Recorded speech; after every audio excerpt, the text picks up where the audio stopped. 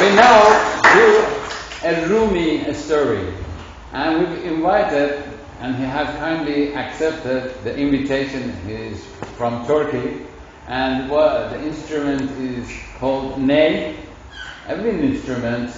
And ney was the instrument that Rumi mentioned in his book.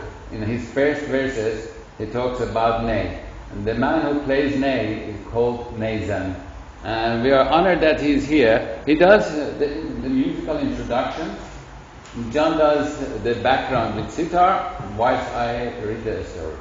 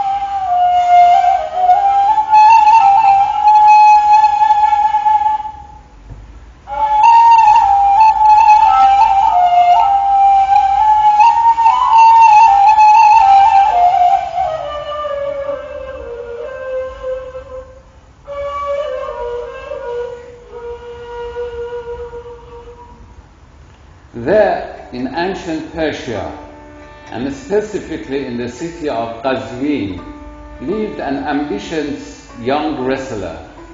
He was physically gifted and had received a good level of training from wrestling coaches and trainers. He was confident that he was on his way to climbing to the top of wrestling regional, national, and perhaps world championships. He felt he had all it took to achieve success.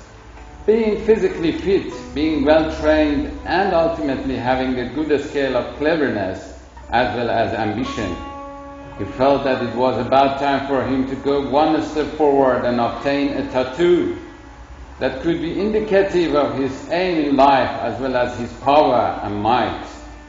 It is noteworthy to know that having tattoos was rampant in those days in the city of Qazwin. It involved creating lines that were formed by numerous tiny punctures by an ink-stained needle. The lines then themselves getting together would form the ultimate shapes that varied from one individual to another.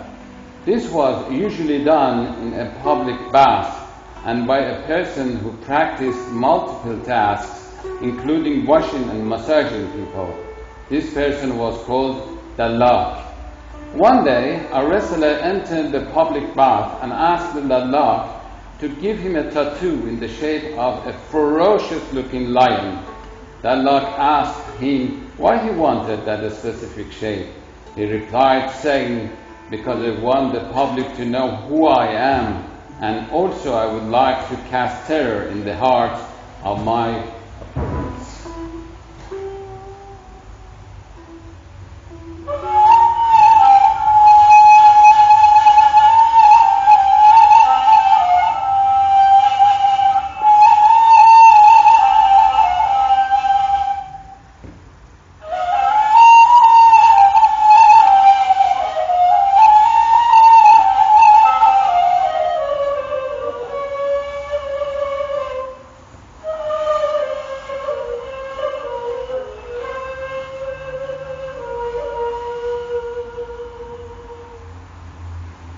Dallak, the tattooist, said, "Shall we start from the lion's tail?" The man said, "Sure." After the first few needle pokes, which our wrestler found excruciatingly painful, he said, "Shall we skip the tail? There are too many lions who have lost their tails in battle." The tattooist resumed making pokes. The electrifying pain hit the wrestler again. He asked, what part of the lion is this? The tattooist said, it is the torso. The wrestler said, perhaps we can do without the torso. Let's do another part. On the third occasion, when the Dallak was asked about which part of the lion he was doing and could they escape, he became angry. The Dallak became angry and threw down his needle, saying, it was the head I was doing. Why should we escape the head?